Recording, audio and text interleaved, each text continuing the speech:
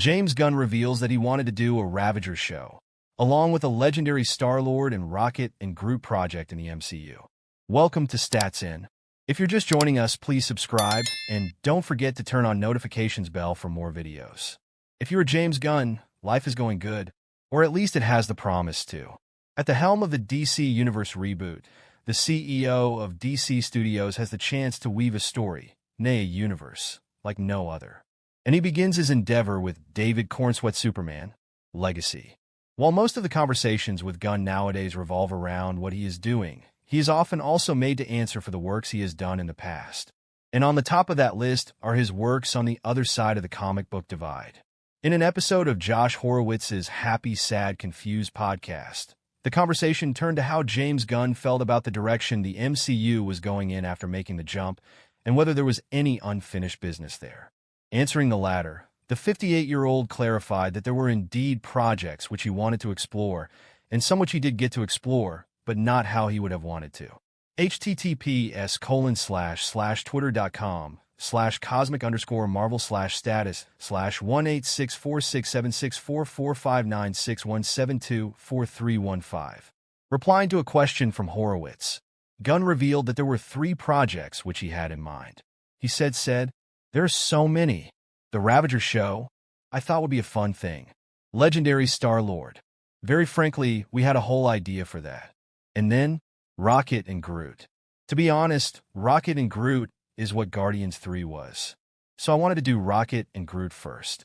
And it was turned into Guardians 3 instead of Rocket and Groot. Because I know I needed to tell Rocket's story. While he did not get the creative freedom to make those decisions happen, he still looks forward to how the characters pan out going forward.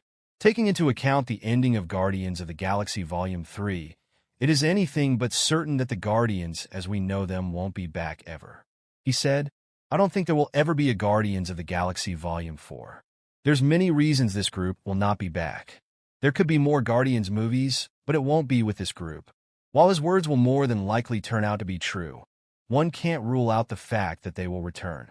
That is all set to happen, albeit with a new team and a new name. And the director has just one advice for anyone who takes up the mantle going forward. Try to do something new. He continued, "I think as long as somebody brings themselves to it and doesn't just try to copy that style, I think it can be really amazing. And there are so many directors I would like to do that. I would love to see it happen."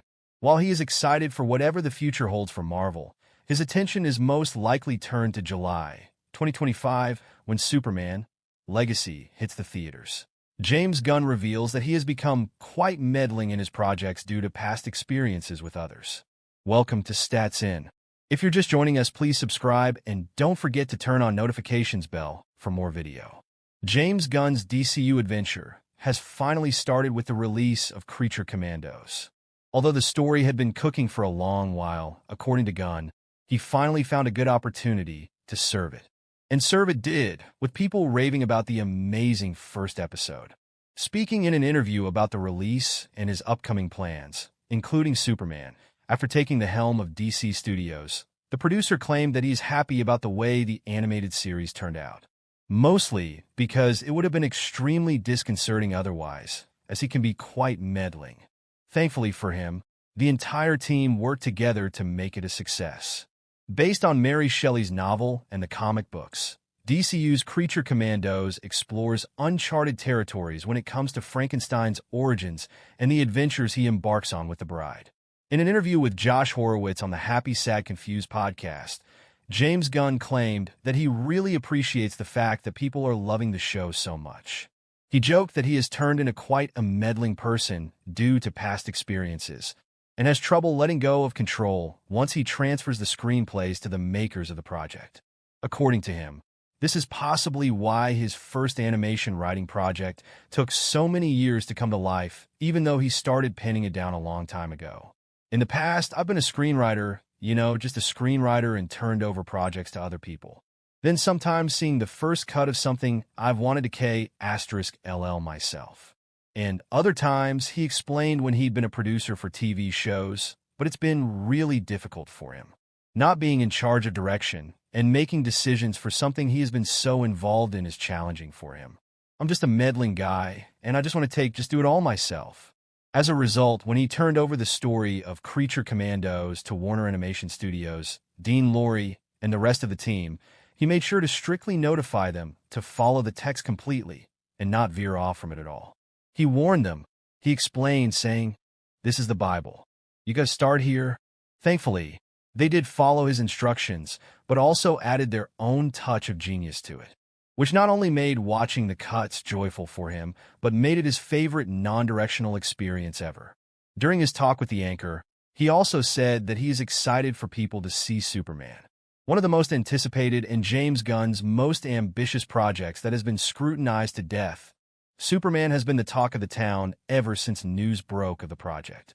From swapping Henry Cavill with David Cornsweet, to rewriting the script, and introducing Krypto, the dog, finally in the movies, he has been making waves for a long time. Although he had initially rubbed a lot of people the wrong way with plans of reinventing the DCU completely, a lot of them are starting to believe in his vision. His first release since taking over DC Studios, Creature Commandos' overwhelming success definitely plays a huge part in that. With Superman set to arrive in the theaters in 2025, the anticipation is obviously off the charts. He explained in the interview, "You'll see when it comes out. You've never seen this specific part of Superman's life." Although busy, James Gunn seems to be having an amazing time shooting for his dream project. And Creature Commando's success has only added on to it. With not much time left for the Kryptonian superhero's next arrival, fans are excited to witness the full glory of James Gunn's vision at the theaters next year.